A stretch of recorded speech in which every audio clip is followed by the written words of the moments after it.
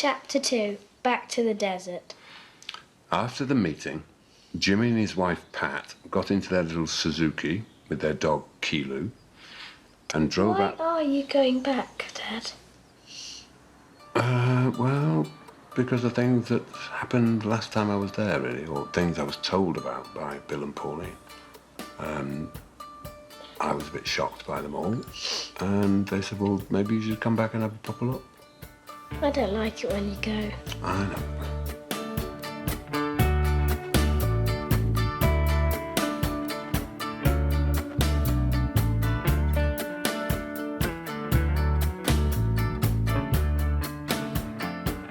I've always liked a little bit of fear in the projects that I do. I think if things don't frighten you before you take them on, then there's something slightly wrong. But this is an altogether different story.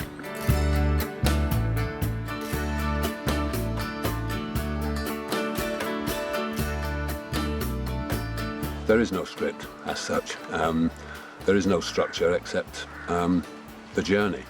So it's kind of like flying blind to a certain extent. And I have to confess, it makes me a little nervous.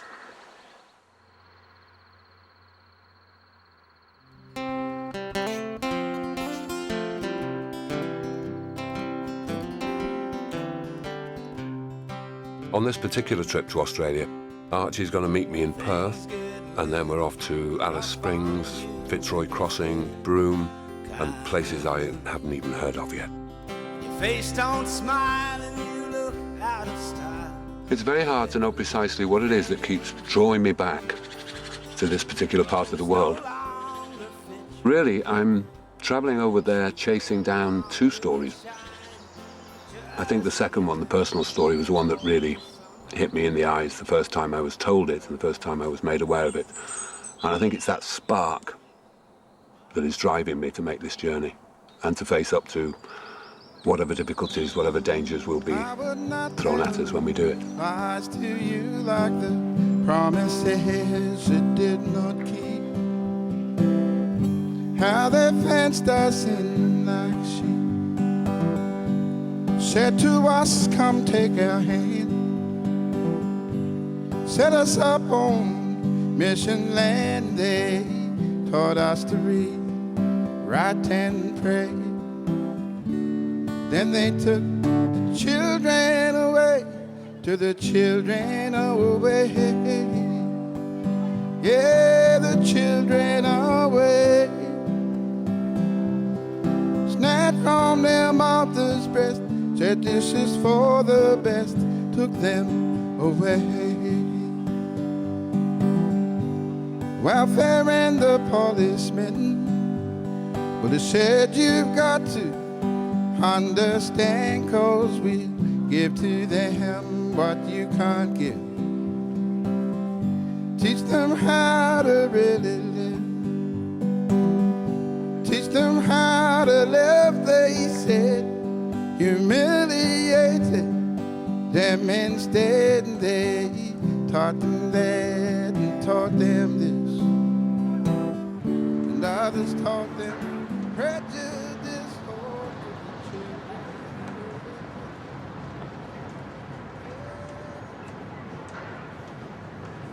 It was here, His Majesty's Theatre, Perth, where this whole journey really began. It was 2003, and I'd come here to open a one-man show, Scaramouche Jones by Justin Butcher. It was the opening night. I never played to an Australian audience before, never been to Australia before. And guess what happened? First nights are particularly edgy, and one of the things you try and do is concentrate, just keep your focus absolutely on the ball. And the last thing you really want is some nutter thrusting another script into your hands. But I was very polite and said that I would take the script, and when I could, I'd read it. And the man, in a very broad Liverpool accent, then said, well, anyway, you might remember me, Bill Johnson, 1958, Blythe Hall, Ormskirk, and turned and walked away on his heels. And I turned and walked away on mine. Seconds later, I put down the script and the novel in the dressing room, and it hit me like a thunderbolt. That was Bill Johnson. I'd failed to recognize him. We'd been seminarians together, training to be Catholic priests back in the 50s in Ormskirk, as he said, Blythe Hall, St Gabriel's College. I'd left eventually and followed my career onto the stage. Bill had obviously stayed, but eventually left himself and came to Australia. I rushed out into the street to see if he was still there, but he'd gone, he'd disappeared. Fortunately, he'd left a number on the book. I think it was almost the very next day that I found myself sitting on this balcony. Bill and Pauline live here, overlooking the Indian Ocean. I certainly did recognise you, and I thought, as I said, that we'd sit here and talk about all sorts of things, you know, Blythe Hall, Liverpool Football Club, anything, married, all that kid. And then I was hit by the second thunderbolt. Louis was murdered on his 19th birthday when he was walking home from a party. Bill and Pauline had actually adopted 3 children. The eldest of them was Louis St John, which is what they christened him. It wasn't until much later, under horrific circumstances, that they learnt that his real name was Warren Braden. As a teenager, Louis became increasingly withdrawn and isolated. Yes, he endured racism, police harassment, humiliation, and, as a consequence, a numbing loneliness. He also harboured an intense longing to meet his own birth mother and his own family, an all-consuming void that his adoptive family, Bill and Pauline, could never fill. Amazingly, through all this, Louis began to paint. I was actually taking Louis down to Jandicott for a flying lesson. We had a couple of hours to spare, so we dropped into the market at Frio. And there was an Aboriginal painter there, squatted on the pavement with his paintings around him, and a big crowd, white fellas around him. And some of them were taking the piss, you know, because he was trying to sell the paintings, and Louis could hear them saying, I wouldn't give you 2 bob for them, I wouldn't give you anything for them, they're rubbish. So Louis just came up to me and he said, hey Dad, you have to buy those paintings so this guy can go. You know, he didn't want the man to be embarrassed anymore. So I said, well, you go and tell him you buy them all. So Louis pushes his way through the crowd and just whispers in this guy's ear. And the guy just looked up and smiled and gathered his paintings up. Louis was absolutely fascinated by this bloke. Had said to him, you know, how do you do these paintings? You know, how can you teach me how to do it? And Gungi, the man who did the paintings that we bought, said, I don't have to teach you, mate. He said, just get your dad to buy you some boards and some paint. And he said, us black fellas, we know how to paint. It's all in there. And Louis, 2 weeks later, started painting. The way Louis, his paintings speak to me is pretty extraordinary, even though we might be born with it. It's just phenomenal how he's got the patterns, the land, and just used it, just like a desert man, Central Australian, Aboriginal man.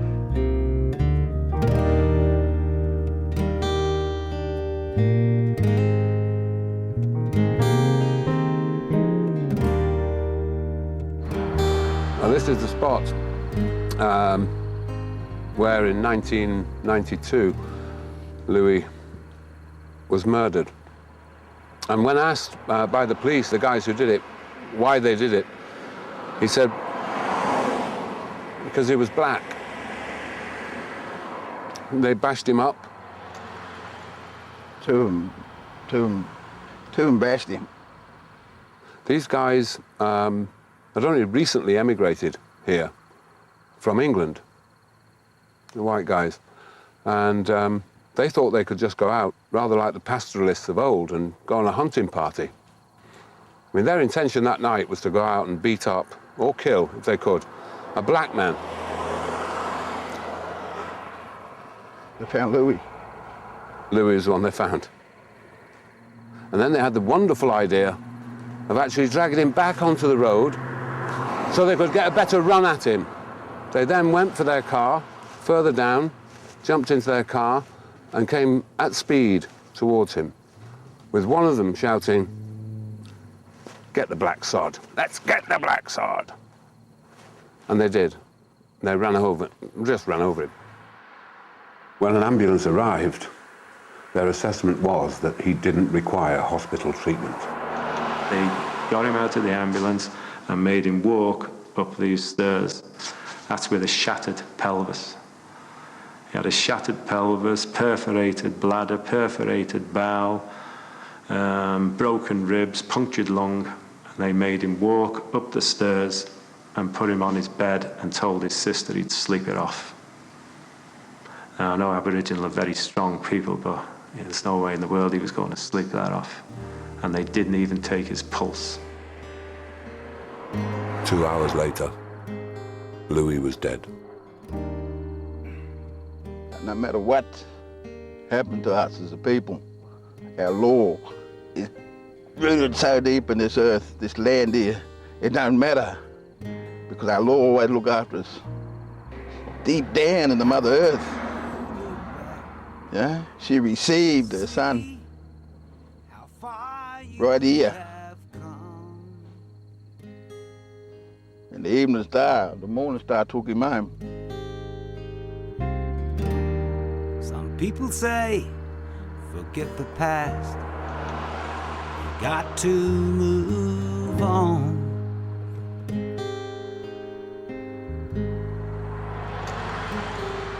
Reconciliation is a word that often is heard. Then I turn and I see. I'm here mainly chasing the story of Louis St. John Johnson, who we now know was really Warren Braden. And I want to find out how his death impacted on the people around him, whole circle of people around him, and how such a thing could happen in civilized Perth. But I'm also chasing a second story. This is the book and the screenplay that Bill thrust into my hands that night at His Majesty's Theatre. And it tells the story of Jandamara, who was a great Bunaba warrior hero back in the 1890s. The pastoralists, the white settlers who knew him as Pigeon, and a lot of the pastoralists who were hunting him down with the troopers, they were English. And the young men who murdered Louis in 1992 were also English. And it's forcing me to look at myself as an Englishman, to look at my Englishness, and to confront the role that my country played in Australian history, and particularly in the First Nation, the Aboriginals' history.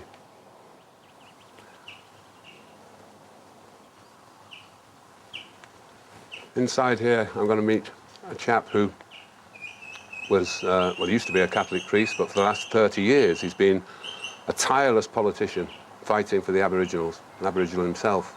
Pat Dodson is going to send me on my way, I think, on this journey. But what Aboriginal people think about his preferred model.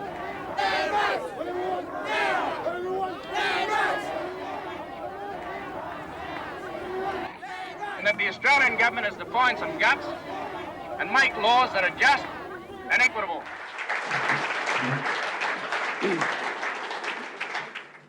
Liyarn Ngarn, in the Yarru language of Broome and the areas that surround it, is our description of coming together of our spirits, a recognition of our common fate as peoples in the land and the sea.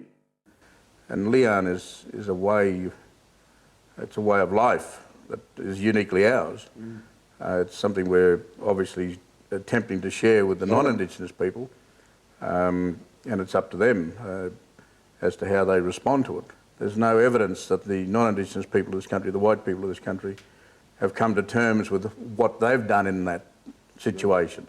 For 200 years, the white folks of Australia thought that there was that terra nullius was the foundation of their sovereignty. That was proved wrong. People couldn't accept that they'd been lied to for 200 years. There seems to be a sense of fear. I mean, what are they frightened of, Pat? I think they're frightened of their own lack of integrity. So the fear's got to be within the white folks.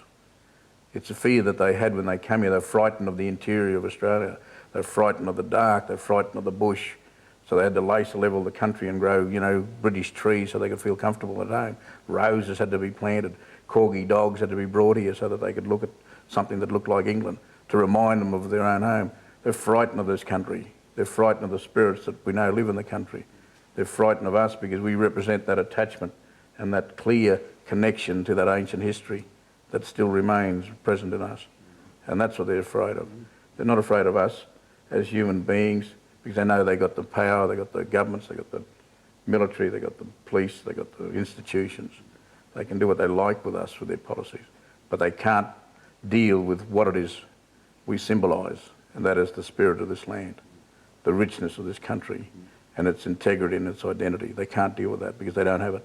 And here we are, a singer, an actor, a politician, you know, two lapsed Catholics, and no, what are you, Archie? He's a black fella. He's a black fella, and a nosy pom. A nosy pom who's going on a journey to find out. It's going to be quite intriguing. Well, let me say to you that I remember meeting my grandmother after many years in a reserve at Broome on the hill, and I'd come back as a young man full of life and vitality, and she said to me, "I hope you're not too hurt by what you find, my boy." And I remember that to this day. I hope you're not too hurt by what you find, my boy. Oh, my beautiful child, my beautiful child, the brightest of stars, couldn't match your sweet smile, but you grew up too soon, far beyond your young years. Now all that remains is your memory and tears. Oh, beautiful, beautiful child, now you are free. You're free from this heartache and pain and misery. When they found your body that day, some said you'd smile, but I wish I was with you right now, my beautiful. When Archie sings, he seems to convey a raw, almost pure emotion. His songs can tear up your heart and sit deep in your soul. Beautiful Child is a song about a young Aboriginal man who died in jail in New South Wales. Between 1988 and 1991, Pat served as a Royal Commissioner, investigating the alarming number of Aboriginal deaths in custody all over Australia. You know, some 100 or so Aboriginal people's lives were investigated during that period of time, and the underlying circumstances that gave rise to their custody and what happened when they were actually in custody in terms of the death, and why they get to be taken into custody in the first place. And some terrible things happen to people. The pious said, forget the past is dead. But all I see. The horrific death of this 16-year-old Aboriginal boy in a police cell in Roburn, way up in the northwest of this state, was the final straw that forced the Australian people to confront the epidemic of Aboriginal deaths in custody. Quite simply, it was one death too many. I tear out the page, forget his age, thin skull they cry, that's why he died. But I can't forget. One of the cases that the Commission investigated was that of Robert Walker. A young man from South Australia who was a poet and, like Archie, a songwriter. Okay, let's be honest. I ain't no saint. But then again, I wasn't born in heaven. Okay, so let's be honest. So let's be honest. I've been in and out since the age of 11. I've cursed my skin, not black, not white, just another non-identity fighting to be Mr. Tops. Yes, I'm called a bastard, an animal, a troublemaker, whilst my accusers watch my brothers smashed, thrown into dog boxes, drunk, crying for the dream time. Well, bloody hell, mate, it ain't one-sided at all. Come, read the loneliness and confusion on the walls of this cell of 7 by 11. Yeah, okay, I'll be honest. I ain't no saint. But then again, I sure wasn't born in heaven. Well, the children are the true mirror of the world.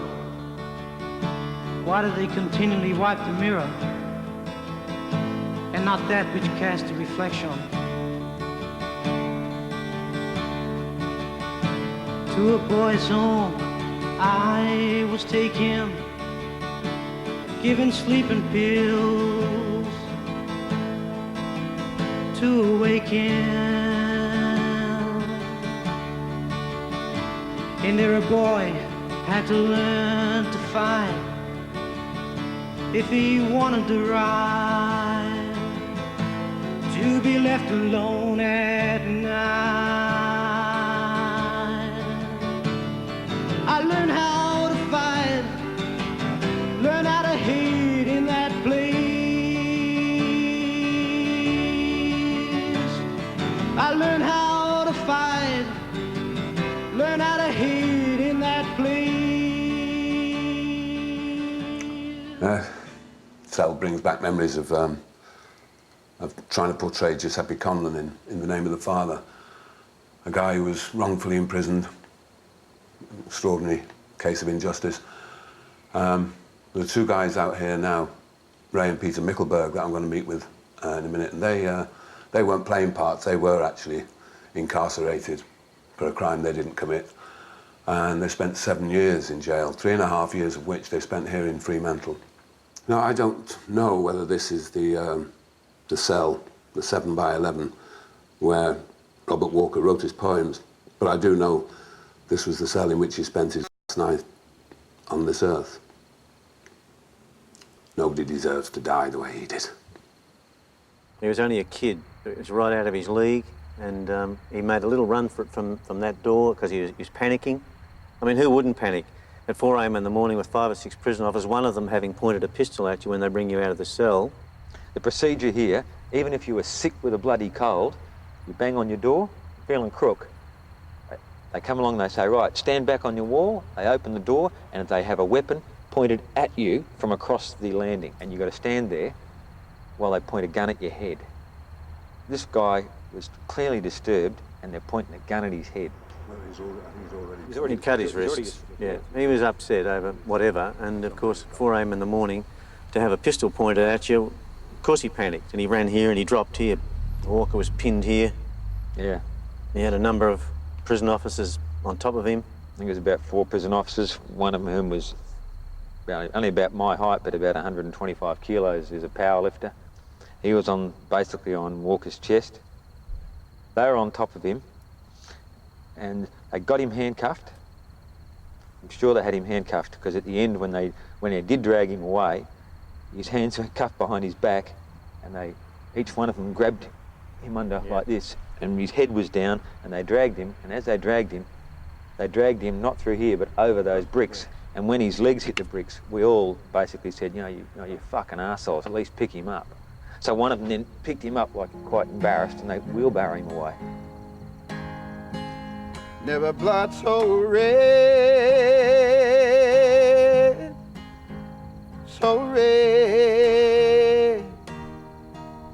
was blood of the poet,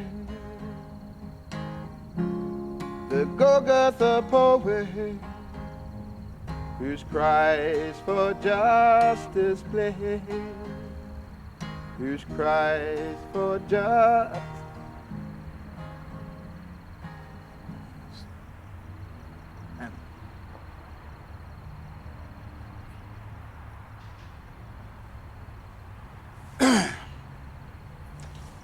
Could I do that again or something?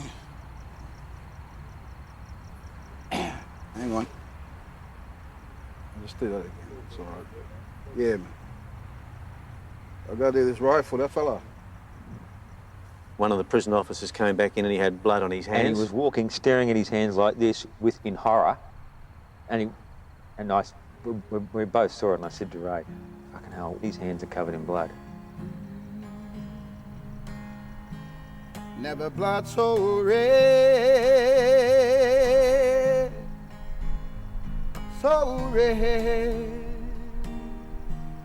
in Fremantle jail, so red. Listens on batten, walls and feet.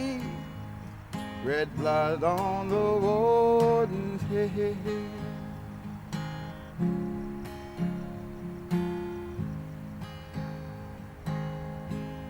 Never blood so red, so red. Never blood so red. It's blood of the poet. The Golgotha poet, whose cries for justice play, whose cries for justice play.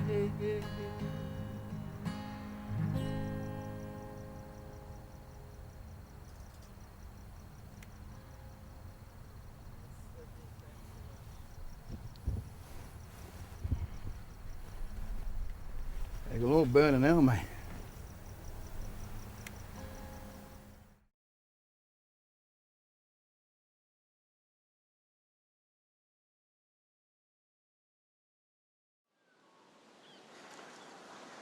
I'd spent 3 days with Pat.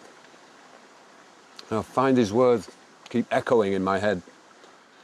Pat has a way of seeing things that can link the personal trauma and social tragedies which engulf the Aboriginal people and link them to the big historical and political truths.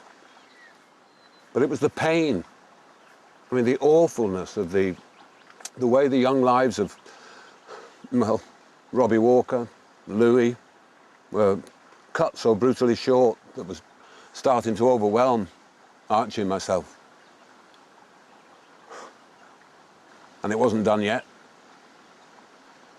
We were heading out from Perth to Alice Springs, tracing the journey that young Louis made some time ago when he was searching for his identity, really, and his natural family. Take a look at the sky, there's nothing but dark clouds all around. Take a look in my eyes, my heart, my soul, it can be found. This sacred ground you walk has stories of its own. This sacred ground is sacred. This photograph was taken here when Louis was standing here on the Todd River bed where I am now. And he came back to Alice Springs to try and find his birth parents. Came alongside Bill and Pauline, who had adopted him. They made countless inquiries to the welfare departments here in Alice Springs and got absolutely nowhere whatsoever. They didn't get any information, and yet his family were living here all the time. His very close family. They could have walked past each other on the mall here. You have to wonder, really, if Louis came back here to look for his family and everything and didn't get any help from the welfare. You have to speculate what if, what if he had have met his family then, what would have happened? Would he have wanted to come back to live with them and leave Perth? You look at my story or something, when I was taken away as a kid, Yeah. Sure, I got into the drink and everything like that, but, I had the love of my family, and right or wrong, right or wrong, they'd always back me to the hill, Yeah. And just the sadness of not knowing my mother and my father is still with me today. I carry that with me. It's sad. it's something that'll never leave me, you know. It's a pain it's always deep inside. And did you leave the Coxes when you were fostered with the Coxes, didn't you? Yeah, well, I went in search of family, you know, when I found out that I did have family. Yeah. How old were you then? I was about 14, 15. Probably about the same age as Louis was when he came up here, to Alice Springs. In Alice Springs, I met up with some of the Braden family, the family that baby Warren was taken from, including his brother Kevin, his uncle Eric, and his cousin Mary.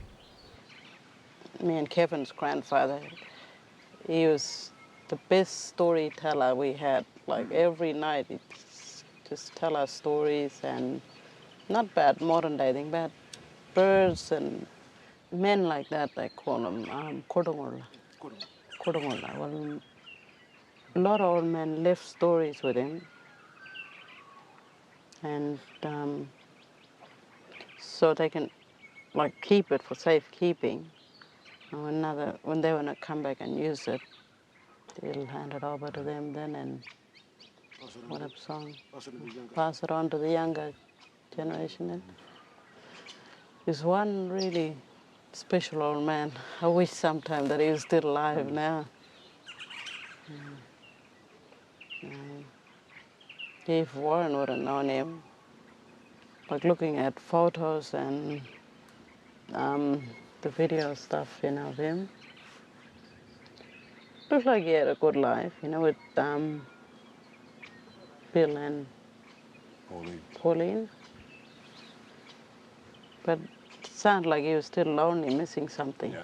You can be in a really good house and have a lot of money, but your family's, people, you'll miss your family. Yeah. I felt like a right bastard, didn't I? You know, you bring in the kid back, dead in the coffin, reunite him with the family, and then they say, baby Warren. You know, as soon as they came, they say, baby Warren. We showed them photographs of baby Warren. They remembered him when he was a baby.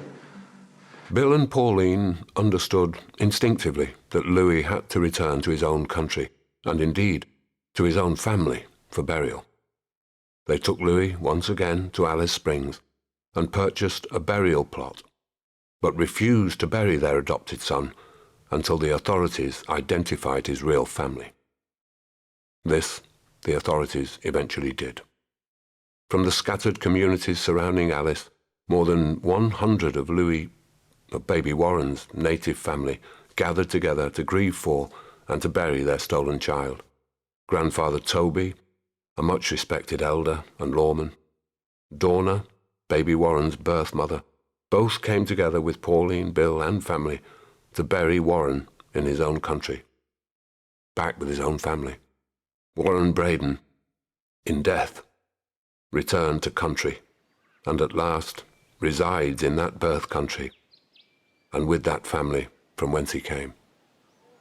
In the aftermath of Louis's death, Bill's wife, Pauline, had the idea that they should approach Archie and ask him to write a song for Louis. We took him back to Alice Springs when we heard somebody sing, but no one there would tell us where he came from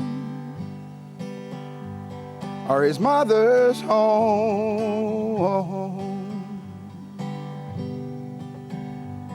And Louis St. John, you and me, go on and on and on,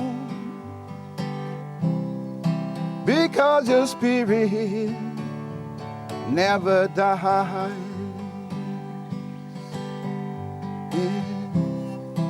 Because you open our bare eyes.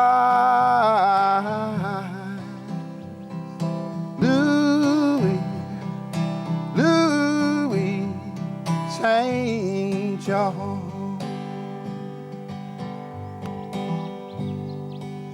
If you could only understand If you could only take my hand, if you could only take my hand, if you could only see the beauty in me.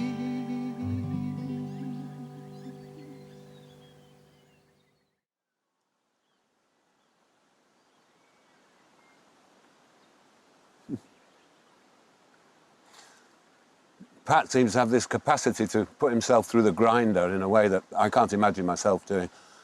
After finishing the gut-wrenching task of dealing with the deaths in custody, he then immediately took up another massive Australian task. He was made chairman of the National Council for Aboriginal Reconciliation. And it was a task he took up with a great deal of hope, because he saw a chance to realise a dream of healing past wounds with honour for all. A speech by the then Prime Minister Paul Keating, late in 1992, seemed to indicate that the dream might be within reach. The starting point might be to recognise that the problem starts with us, the non-Aboriginal Australians.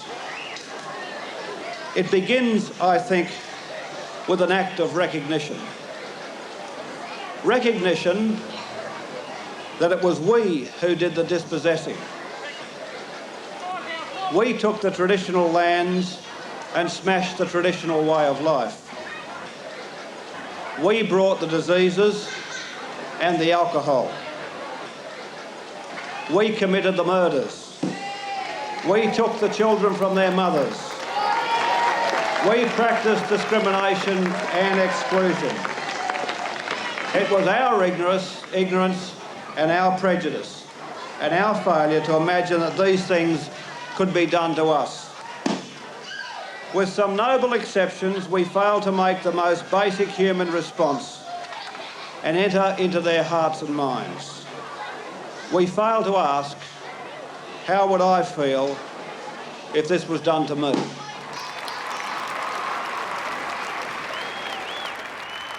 But by the mid-1990s, with the work of the Council still only half done, the political winds in Australia had begun to change. I won the seat of Oxley largely on an issue that has resulted in me being called a racist. That issue related to my comment that Aboriginals received more benefits than non-Aboriginals. We now have a situation where a type of reverse racism is applied to mainstream Australians by those who promote political correctness and those who control the various taxpayer-funded industries that flourish in our society, serving Aboriginals, multiculturalists, and a host of other minority groups. She switched to being an independent, forming a party called the One Nation Party, based on allegations that the Aboriginal people were getting far too much and to the detriment of the non-Aboriginal persons in this country, that Howard would never condemn her. He would allow, and he'd start to use language that was very akin to her language and use concepts that were very akin to her concepts. By that stage, though, the racism had been unleashed, and it was then seen as acceptable to be to condemn Aborigines, to vilify us. It was at the height of the Hanson phenomenon in 1997 that Sir Ronald Wilson and Pat's brother, Mick Dodson, delivered to the government the Bringing Them Home report. This story in my hand is the saddest of all stories. Mr. Howard, as leader of this nation, you must speak for this nation. We simply cannot turn away from what this nation did to Aboriginal children. It was an inquiry into the thousands upon thousands of Aboriginal children who were removed from their families. The policies for taking kids away really offended the Genocide Convention, agreed internationally. What was required was leadership, political leadership, and one form of that political leadership ought to be through an apology. But it was like a bombshell in many ways when the report came down. People were moved by it. There were tears in the room. On the other hand, it was also a lancing of a very nasty sore that sat in the psyche of the Australian nation, and people had pretended that these things had never happened. And so it was out in the open, yet again for the Australian nation to see its underbelly in a stark way, and to learn about the policies that have been directed towards Aboriginal people for so long. If a wrong has been done, then there needs to be an apology about that wrong in order to heal the hurt that took place. It's not just the fact of an apology. It was a lack of the leadership to assist in healing the nation over something that was absolutely blatantly obvious to any Australian as to what had happened. Australians of this generation should not be required to accept guilt and blame for past actions and policies over which they had no control. He wasn't a leader in someone that could stand above his own constituency, deal with a moral imperative and to help the nation go forward, to heal that wound. He just wasn't capable of doing it. And that's the sad part about it. So he was a victim of his own constituency and therefore a diminished leader. In the name of truth and the name of a frank discussion of this issue, to repudiate the claim that my 10-point plan involves a massive handout of freehold title at taxpayer expense. That is an absolute myth. And when he began to shout at them and behave as if he was in Parliament, shouting at the opposition with his voice at strength 10, then I'm afraid he lost the audience and he lost the opportunity to gain stature as a Prime Minister. It takes two to tango, and it's so hard to smile when you're living in a jungle neath the poverty line. And I guess that I'd be wishing that all them politicians just went missing. Mr. Johnny Howard and his 10-point frown wouldn't last a New York minute down in my hometown. Hey, I know he's never been there, and if he did, well, I'll make sure he shouts in town at least one round. And as for Miss Pauline Hanson, hey man, she's really mean. What scares me even more is all them rednecks on her team. And I'm still sure that it's been more than fish and chips that that old lady's fried. Yes, it takes two to tango, and it's so hard to smile when you're living in a country that tries so hard to hide the fact that most its history has been nothing but a road of genocide.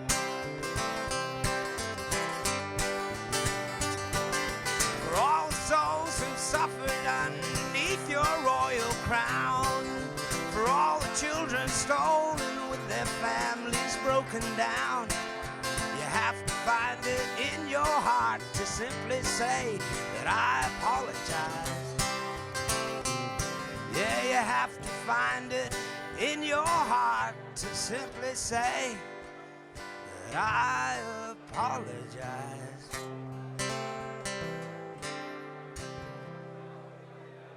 Pat resigned from the Reconciliation Council before his term was up. He no longer believed that it could meet the mandate it had been given in 1991. In the aftermath of the re-election of the Howard government in October of 2004, no one was sure what direction Aboriginal policy and relationships between government and Aboriginal people might take. when out of left field walked Michael. Michael made his name as an Aussie rules footballer, one of the very best. He's a legend of the Essendon club, best on ground in the winning 1993 grand final team, renowned for his uncanny reading of the play, silky skills, and flair for the improvisational, the unexpected.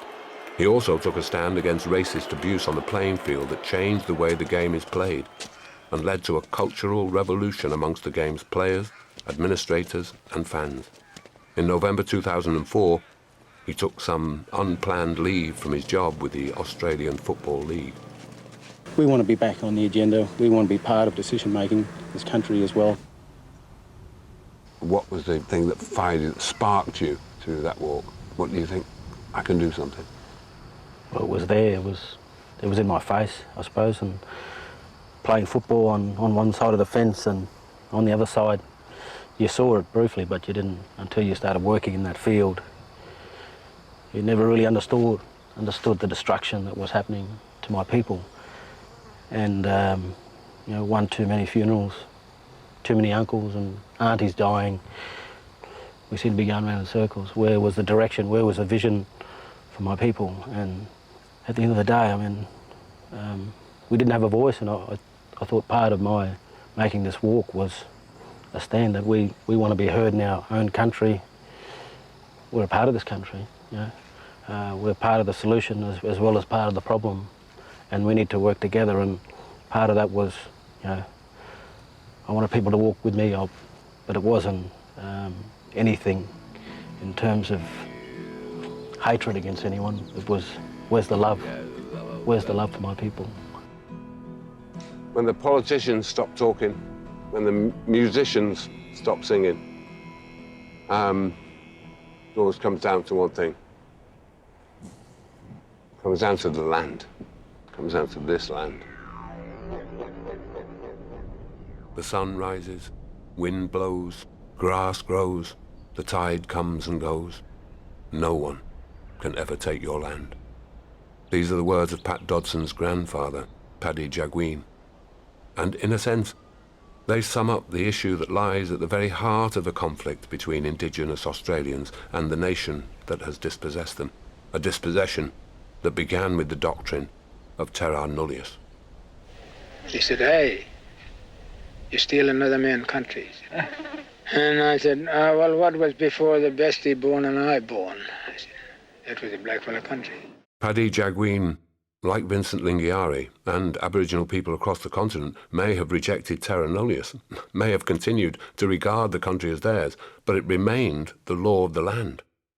And their struggle for justice remained entirely dependent on politics and on the whim and favour of governments. Until one day, in 1992. For the first time, Australia has recognised the legal existence of Aborigines prior to white settlement. The case is a moral victory, as well as having great significance for land rights. European settlement of Australia was based on the premise of terra nullius, which basically means no person's land. Now, more than 2 centuries later, the High Court has recognised there were people here and their descendants have rights. The High Court of Australia has made an important decision, the lawyer told the Walmatjarri people. It is called the Mabo decision. Why is it called Mabo? Asked one of the people. Eddie Mabo was the man from the islands who went to the High Court of Australia to claim his land, said the lawyer. Anyway, after 10 years, he won his case. That means that Aboriginal and Islander people can now claim back their land. So there was one option open to this nation, to proceed to restart what they missed in 1788. They could have restarted in the 90s when Mabo came down. In a concrete way, negotiate whether we have something embedded in our constitution or something brought together in a treaty arrangement, or the nature of a form of legislation. So the second option was legislation. It was clear that the governments of the day weren't going to go down a negotiation path. It almost appears as if they've got no capacity to negotiate with the most dispossessed people in this country, the Indigenous people. They can go away and negotiate with the Americans about a free trade agreement, or the Japanese or the Chinese, anyone else, but they can't negotiate with Aboriginal people. Absolute absurdity over land tenure in this country where all the cards are stacked in their favour. They'd rather use the might of Parliament to corral whatever rights there were in the common law that Aboriginal people may have been able to express. All us blackfellas? Asked someone. No, not quite all of you. The people whose land has been built on for towns and houses can't claim their land back. Ah, poor fellas, sighed Jimmy's niece, Jeannie. Why can't that mob claim their land back? Because other people are living there now, explained the lawyer. The point is that now the land belongs to someone else. Native title has been extinguished. What's extinguished? Asked Jimmy's Uncle Frank. Extinguished means finished, knocked out. In those places, native title doesn't exist anymore. It was curtailed down to land tenure, and land tenure that preserved the status quo. So how do we admit that terra nullius was a lie, but retain the status quo? And the best way to do that is to legislate and creep back and bring back terra nullius and that's what extinguishment's about. Extinguish native title, so it can never rise up again, and that it's dead. When you have strong native title claims, people who obviously lived in the desert, who know every rock and every bit of rock hole and water hole and animals that live in that place and got the story and the song and the language for that country, those sorts of claims, they should be negotiated with those people rather than go through this pantomime of litigation and adversarial testing of the claim.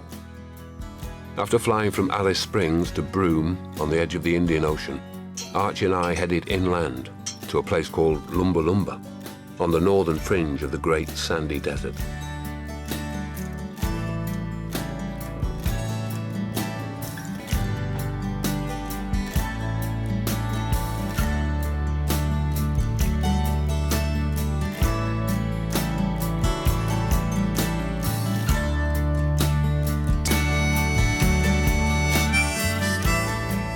I was chasing another story, the real-life version of the book I was reading to Lily, Jimmy and Pat Meet the Queen. Unlike in the book, the Queen has not really made it out to Jimmy's country, but I did get that chance. Now out there, it is still vacant Crown land. Native title has not been extinguished. It's exactly the sort of desert claim that Pat Dodson was talking about.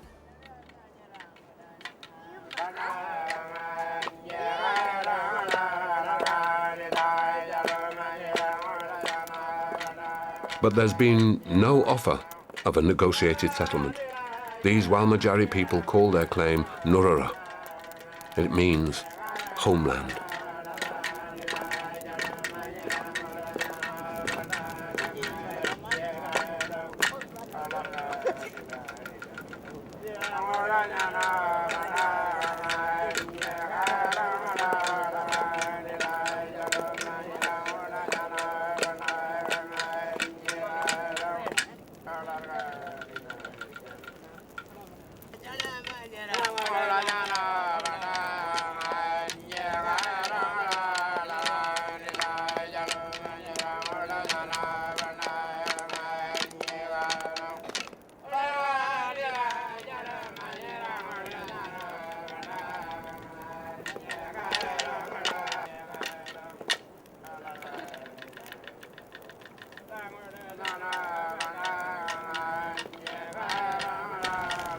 Next morning, the Nurara mob had something quite extraordinary to show me.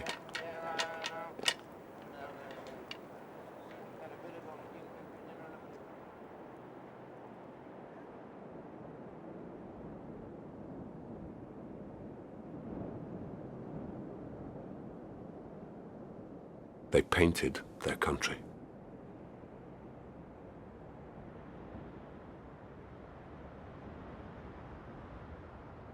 Costs and logistics made it impossible for the claimants to take the tribunal out to the far reaches of the desert to demonstrate their ownership.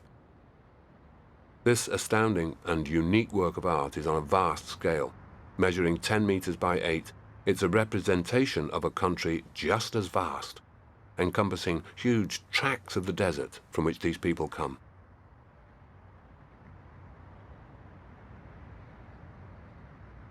It was completed in 1997, in time for the first hearing of the Nurura claim before the Native Title Tribunal.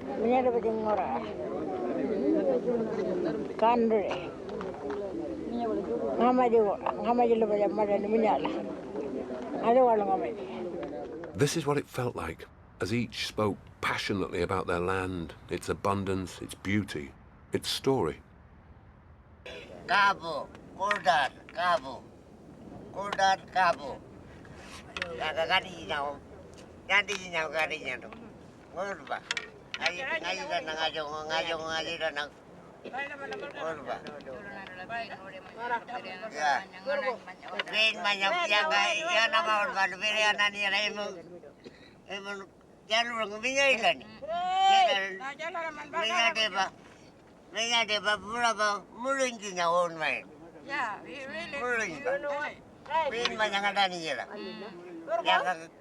Hey, mana? Mana jula? Mana? Jika kerjaan kan mana ni orang pamar kau berba, wanya, minyak dulu. Yo kukur ya lah dijaga. Paninya tak apa biar nanti jaga, belum paninya dulu main.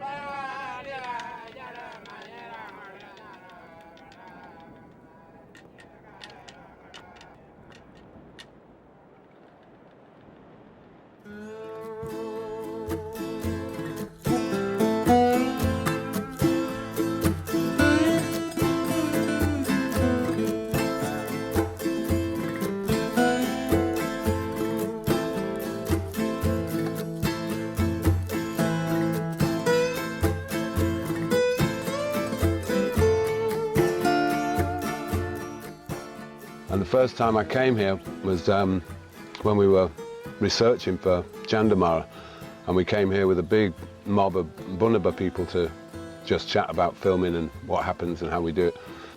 And always known about that story, and it's a very important history for the Bunaba kids for this lot, and it talks about a proper struggle. They say that white people came and they shot us all, and we didn't resist.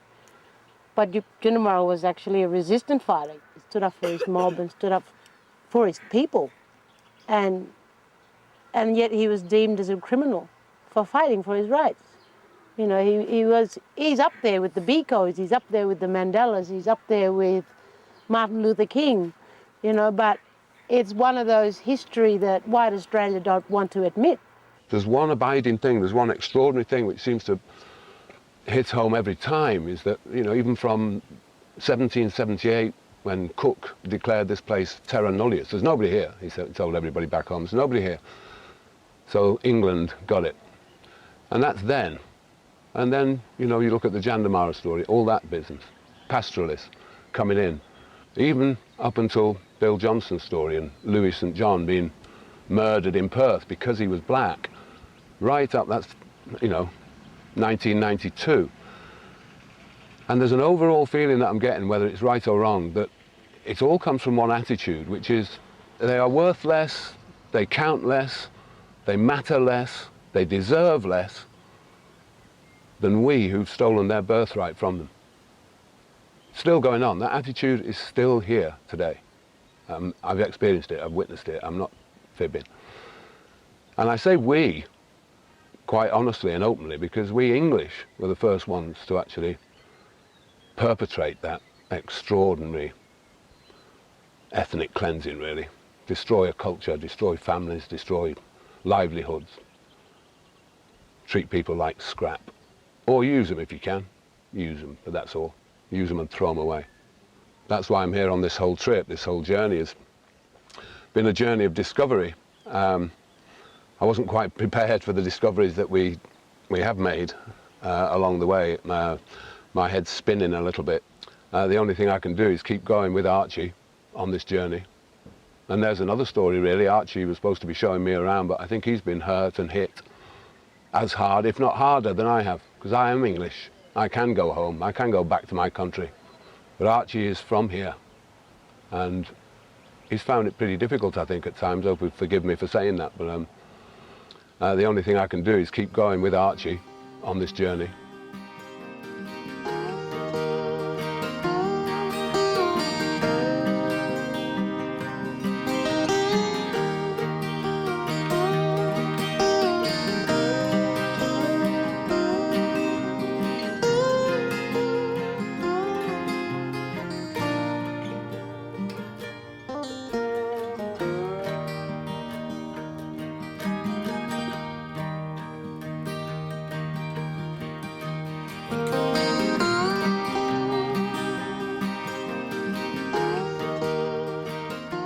But it's a land of contradictions, isn't it? I mean, you go sleeping in a swag, out amongst the spinifex, close up to the sand dunes, beautiful sky, stars that jump out at you. Is that emu in the sky? Yeah. The emu. Once When I woke up, I nearly bumped my head on the stars. You move from there and you go into a city, and it's a different world. It's clear cut. I mean, it is a different world, but it doesn't have the same sense of place. It's an alien place. And I asked you back in Wattle Grove, I think, I said, Pat, what is it about somebody like this guy, Archie's music, that sticks in your soul? It just gets into you, deep inside you. It's that Liyarn, the inner spirit. It's your being. In the case of Archie, that warmth and that depth and richness and the management of the pain is so clear, so clear. It can't be articulated through an orator. It has to be an artist that does it. That's why I find it so easy to feel at one with him when he sings. And that's what we've got to work out as artists, as musicians and songwriters, poets, storytellers and painters, is to try and express that, express the gift that we've been given from our old people and from this country and this land. We've got to try, we want to try and give that to people so they can feel it too. And I'll keep trying to, I'll keep doing that till the day I die, but. Yeah.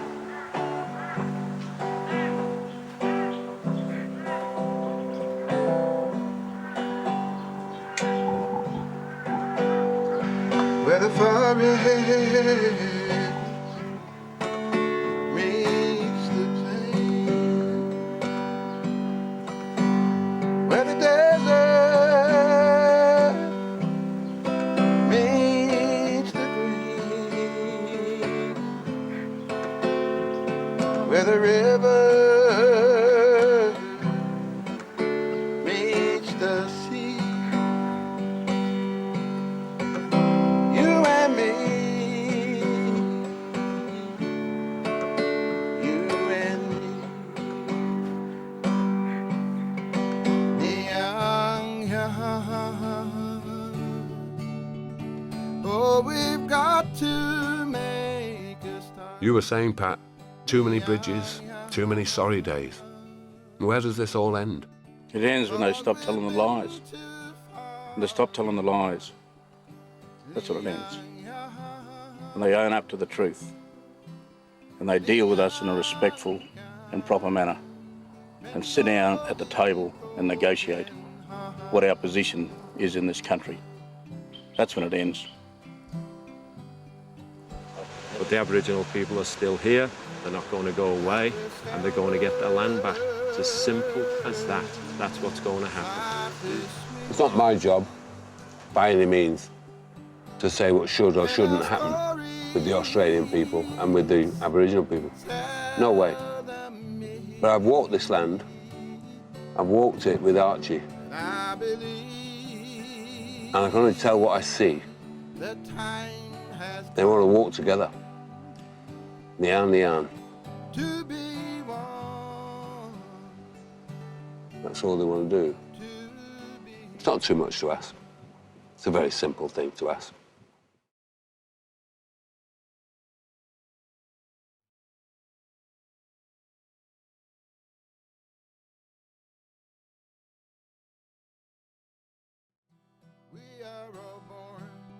our different skin.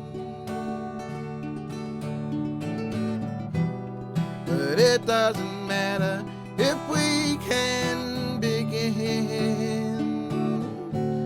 to celebrate life and all it means.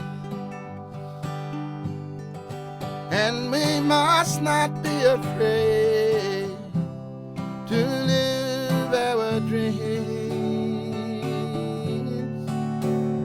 Come together, everyone, where the moon meets the sun. Liyarn Ngarn. Oh, we've got to make a start. Liyarn Ngarn. 'Cause we've been too far apart. Liyarn Ngarn. Liyarn Ngarn. Mend all these broken hearts.